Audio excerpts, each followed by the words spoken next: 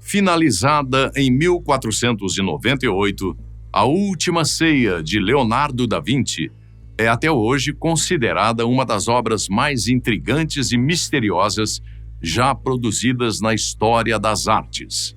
A pintura mostra a última reunião de Jesus Cristo com seus 12 apóstolos em uma ceia, e a cena retrata o exato momento da reação dos apóstolos depois que Jesus diz que um deles o trairá.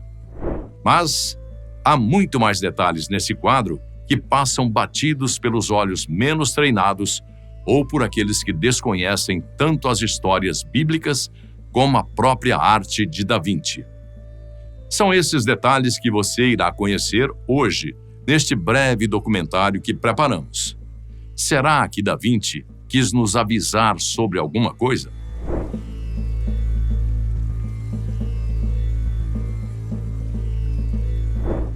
Falar a respeito de Leonardo da Vinci é fazer uma incursão sobre múltiplos assuntos, de poemas a literaturas complexas, da engenharia à arte renascentista, e de uma forma fantástica, precisamos até sobrevoar sobre os campos da ciência e da religião interligadas por alguns elos misteriosos.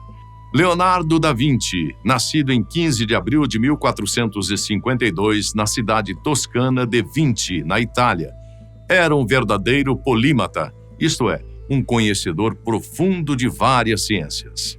Além das pinturas e desenhos, Da Vinci também fazia anotações diárias sobre suas visões do mundo.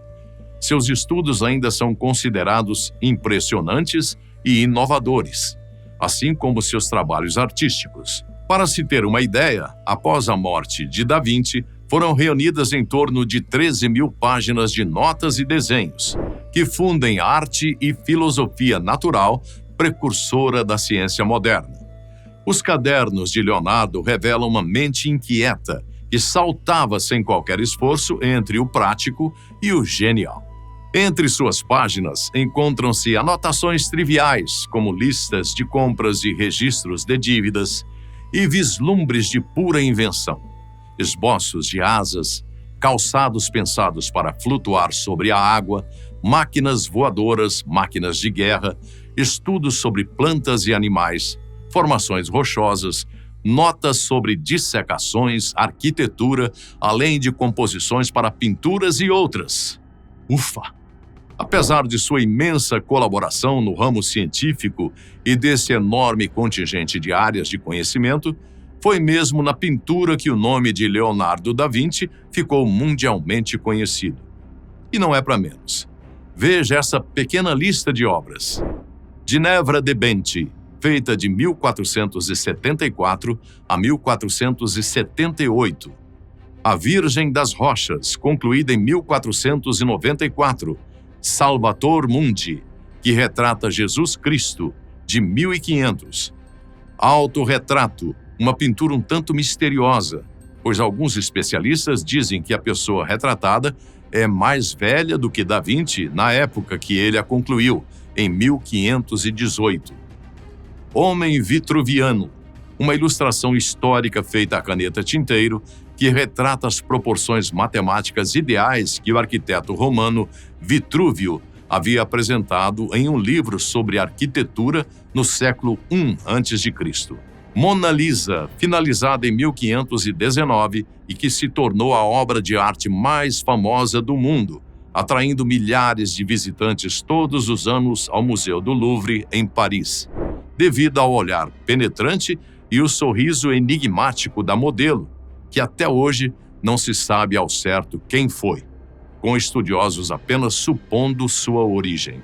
O quadro também é conhecido por La Gioconda, seu nome original que, além de significar a sorridente, possivelmente faz referência ao sobrenome do marido daquela que provavelmente teria sido a modelo, a senhora Lisa Gherardini, esposa de Francesco del Giocondo.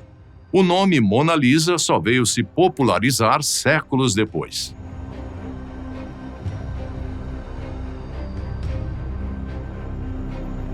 Outra obra marcante e não menos famosa, que hoje é nosso objeto central, é A Última Ceia.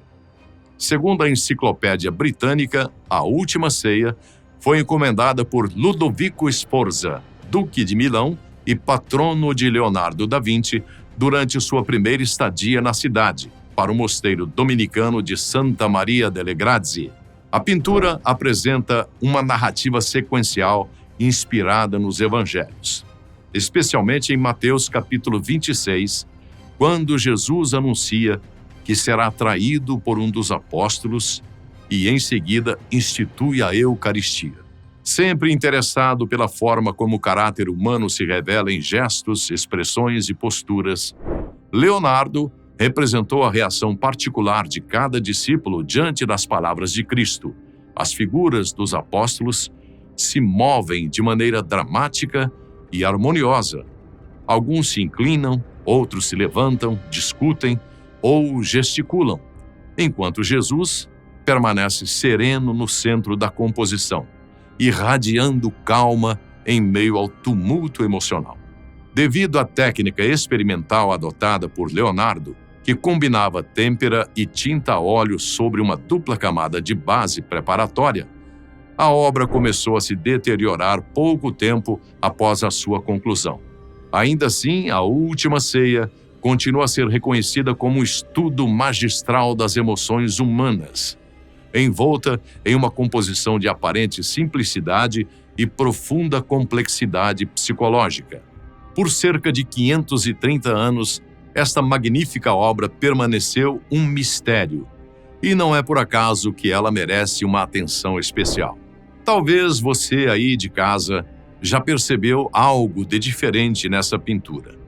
À primeira vista, é apenas um jantar de Jesus com seus discípulos. Uma cena tranquila, quase banal. Mas, na verdade, ela nunca foi uma pintura comum. Ela é um enigma emoldurado, um convite à dúvida e à descoberta. Ao longo dos séculos, observadores atentos juraram ter encontrado figuras deslocadas, mensagens cifradas, gestos ambíguos e até símbolos ocultos nos menores traços do mural. Quanto mais se observa, mais a obra parece ficar longe de ser fielmente compreendida. Vamos começar pela cena na parede.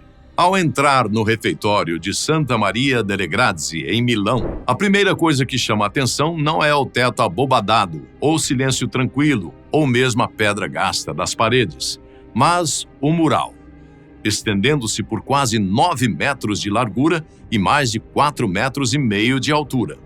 A Última Ceia domina a parede do fundo como uma janela aberta para o mundo. O refeitório dos monges dominicanos foi construído em torno dessa imagem e, por séculos, eles fizeram suas refeições diárias na presença da Última Ceia de Cristo.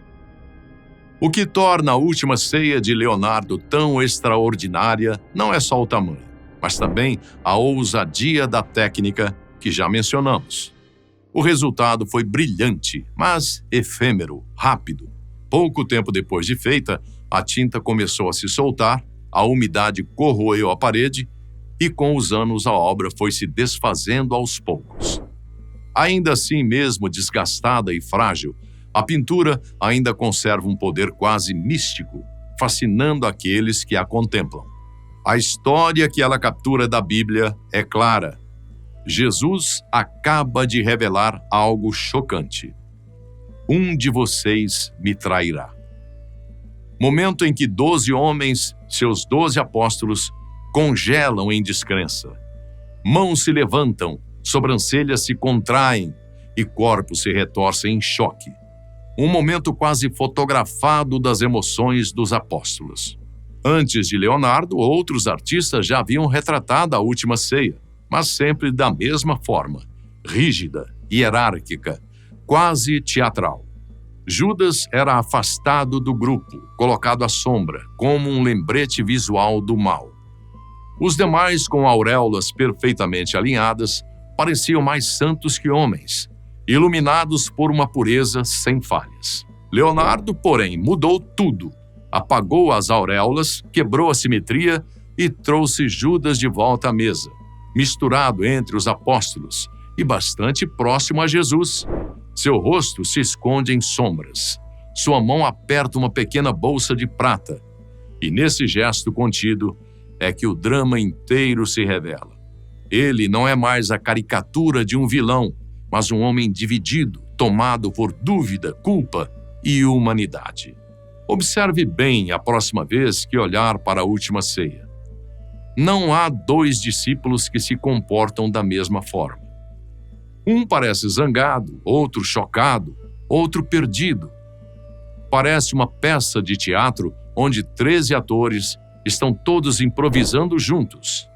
Esse é o primeiro grande mistério? Por que Da Vinci pintou a Última Ceia não como um quadro de arte sacra, mas como um drama humano, cru e bagunçado?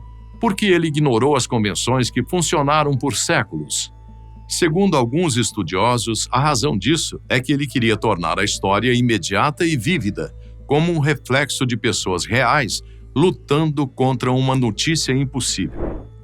Outros suspeitam que Leonardo estava codificando a cena com alternativas que forçam o observador a interpretar, a fazer perguntas, a procurar significado sob a superfície.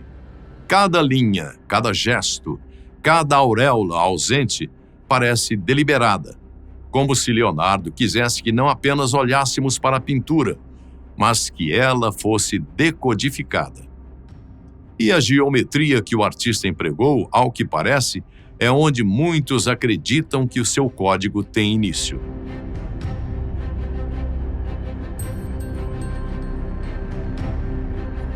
Se você ficar diante do mural por alguns minutos, algo curioso começa a acontecer. A sala pintada na parede com suas vigas, painéis e a longa mesa parece se fundir ao refeitório real do mosteiro em que ela se encontra, criando uma ilusão de profundidade quase infinita.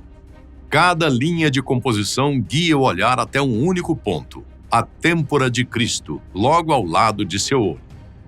Nada disso é por acaso. Leonardo dominava a perspectiva como poucos, e aqui a usou como uma bússola invisível para conduzir o observador. Por mais que o olhar passeie pela cena, ele sempre retorna a Jesus. Mas a verdadeira engenhosidade começa ali. Observe o corpo de Jesus. Ele forma um triângulo perfeito, braços abertos, cabeça no vértice. É um símbolo poderoso, o triângulo, representação clássica da Santíssima Trindade, Pai, Filho e Espírito Santo. Atrás dele, 3 janelas reforçam a ideia como se a própria arquitetura respirasse fé. Alguns dirão que o número 3 era um clichê de arte renascentista, e talvez até fosse mesmo. Mas Leonardo foi além da repetição. Organizou os 12 apóstolos em 4 grupos de 3, espelhando a Trindade e criando um ritmo quase musical na pintura. Cada grupo expressa uma emoção única, um fragmento do drama coletivo. Assim, a cena oscila entre harmonia e desordem, como se fosse uma coreografia precisa do caos humano diante do divino. O bom observador também irá perceber o uso da proporção áurea.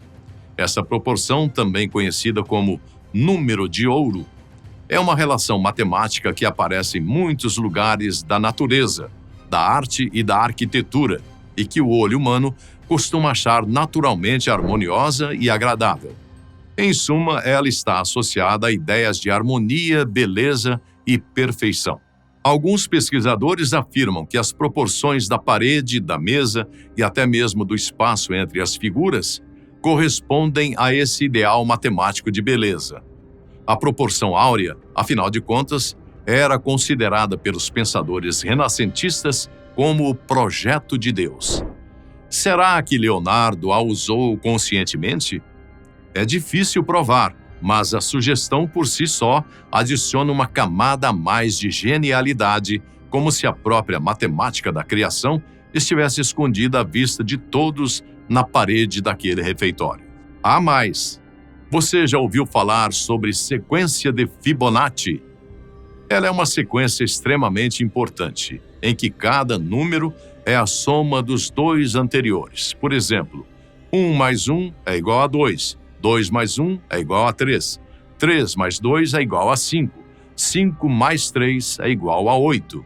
E assim por diante.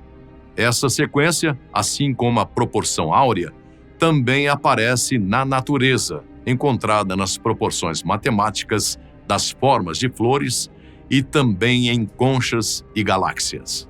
O fato é que muitos estudiosos e observadores dizem que ela também está presente na pintura da Última Ceia. Observe o seguinte: há uma mesa, 2 paredes laterais, 3 janelas ao fundo, 5 grupos de figuras, se contarmos Jesus separado, 8 painéis de parede acima delas e 13 pessoas no total. Percebeu aí a sequência? Seria somente coincidência ou Da Vinci aplicou de propósito essa proporção natural que tanto fascina matemáticos e artistas? Ninguém sabe ao certo, mas é difícil não notar o equilíbrio quase hipnótico da cena. Mesmo que esses números sejam só um acaso, o fato é que eles influenciam como enxergamos a pintura.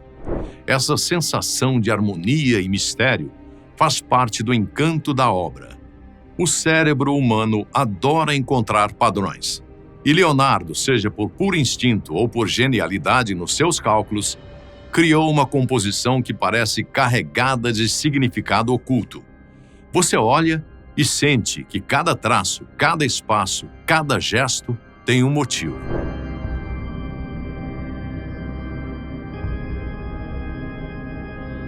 Não é somente na geometria ou na arquitetura projetada na obra que se encontram os verdadeiros segredos da Última Ceia. Eles estão ocultos nos próprios personagens da cena. Veja, por exemplo, a maneira como Judas se inclina para a sombra, sua figura mais escurecida que as outras, ou a maneira como João parece estranhamente feminino. A forma como cada mão, cada pedaço de pão e cada taça de vinho parecem dizer baixinho: "Ei, temos uma mensagem guardada para você, aqui, decifre-a." É nestes pequenos detalhes que o mistério começa a ganhar corpo. Durante séculos, antes de Da Vinci sequer entrar no convento de Santa Maria delle Grazie, todo artista sabia o que fazer com Judas. Era quase uma regra. Se você pintasse a Última Ceia, deixaria o traidor bem fácil de reconhecer, geralmente separado dos outros, do lado oposto da mesa, com o rosto nas sombras, um olhar traiçoeiro, talvez até com feições grotescas. Tudo para que ninguém confundisse quem era o vilão da história. Judas era sempre o intruso, a mancha escura em uma cena sagrada. Da Vinci, como dissemos anteriormente no vídeo, mudou essa convenção. Ele praticamente jogou o manual pela janela. Na sua versão, Judas está ali, sentado ao lado dos outros, como um ser humano comum. À primeira vista, você nem sabe quem ele é, e é exatamente isso que torna a escolha de Leonardo tão poderosa. Ele queria que o público sentisse o desconforto da dúvida, que percebesse que a traição nem sempre vem marcada por um rosto sombrio. Às vezes, ela está ali, disfarçada de normalidade, sentada ao seu lado. Só mais tarde, quando a ficha cai, é que os sinais começam a se revelar. Observe a mão direita de Judas, quase escondida. Ela segura uma pequena bolsa. Um detalhe sutil, mas carregado de peso. É ali que estão as 30 moedas de prata da traição. Enquanto outros artistas apelavam para expressões grotescas, Da Vinci preferiu o silêncio simbólico de um objeto banal, uma simples bolsinha dessas que cabem no bolso. Carrega o destino de Cristo e o futuro do cristianismo. E há mais. Perto de Judas, sobre a mesa, um saleiro caído. O sal espalhado pela toalha não é acidente. Na simbologia da época, isso era um presságio terrível. O sal representava a vida, a pureza, a aliança. E derramá-lo significava perda, ruptura, desperdício. Aqui, Leonardo da Vinci transforma esse gesto mínimo em um sinal da alma corrompida de Judas, da confiança quebrada naquela mesa que deveria ser de comunhão. Mas o golpe de gênio vem no detalhe mais sutil e mais devastador. Jesus e Judas estendem a mão para o mesmo pedaço de pão. A cena congela o instante exato em que uma importante profecia se cumpre nos evangelhos. Cristo diz: "Aquele que comigo põe a mão no prato, esse me trairá." Da Vinci capturou esse momento com precisão cirúrgica, a serenidade de Jesus, o gesto contido de Judas e, entre eles, o silêncio da traição que ambos conhecem. Quando olhamos para a última ceia de Da Vinci, nos tornamos testemunhas do instante que mudou o destino para sempre.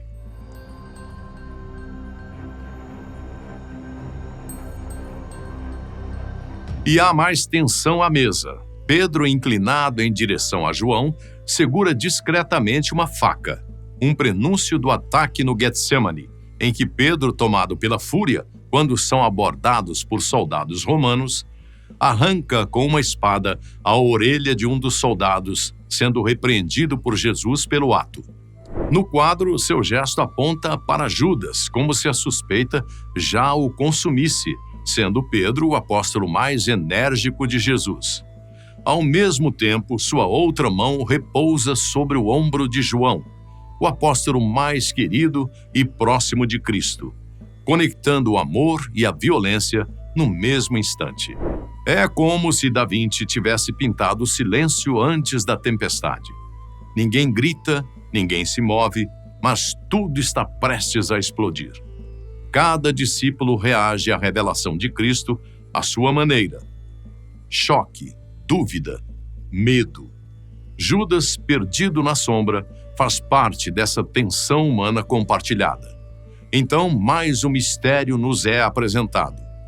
Ao lado de Jesus, uma figura de traços suaves e cabelos longos se inclina em direção a Pedro. É um homem ou uma mulher?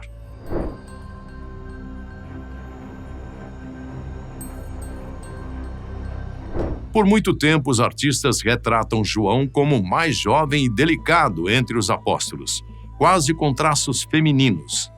Isso não é exclusivo de Da Vinci, mas em sua pintura é onde essa mescla de traços fica mais clara.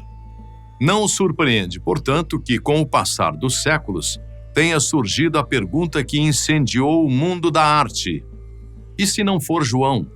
E se Da Vinci colocou outra pessoa ali bem ao lado de Cristo? Essa dúvida deu origem a uma das teorias mais famosas e polêmicas da pintura: a ideia de que aquela figura seria Maria Madalena. Muito antes do livro Código Da Vinci popularizar o tema em 2003, já havia murmúrios entre estudiosos e místicos de que Madalena estaria presente na Santa Ceia, ao lado de Jesus. O romance de Dan Brown apenas reacendeu uma suspeita antiga, a de que a Igreja Católica teria escondido o verdadeiro papel dessa mulher na vida de Jesus. Alguns estudiosos sugerem que Da Vinci, sempre provocador e simbólico, deliberadamente colocou Madalena ao lado de Cristo, não como simples discípula, mas como alguém de importância espiritual equivalente, talvez até como sua companheira.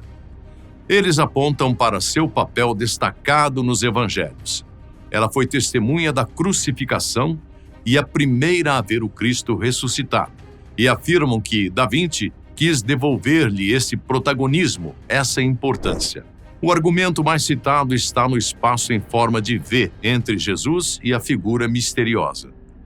Se você observar o contorno negativo entre os dois, ele forma um cálice perfeito, símbolo tradicional do sagrado feminino. Para alguns, esse espaço vazio fala mais alto que as próprias figuras, como um segredo deixado propositalmente, um convite à interpretação.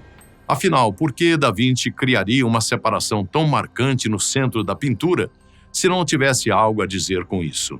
Na arte, afinal, sabe-se que o vazio é tão importante quanto o preenchido. Muito se pode dizer apenas com o silêncio destacado. Se essa figura for mesmo Maria Madalena, a implicação é imensa. Ela não seria apenas uma seguidora, mas uma parceira espiritual de Cristo. Talvez até a sua esposa. Essa ideia, embora chocante para muitos, já aparece em textos antigos como o apócrifo Evangelho de Filipe, que fala de um laço especial entre ambos.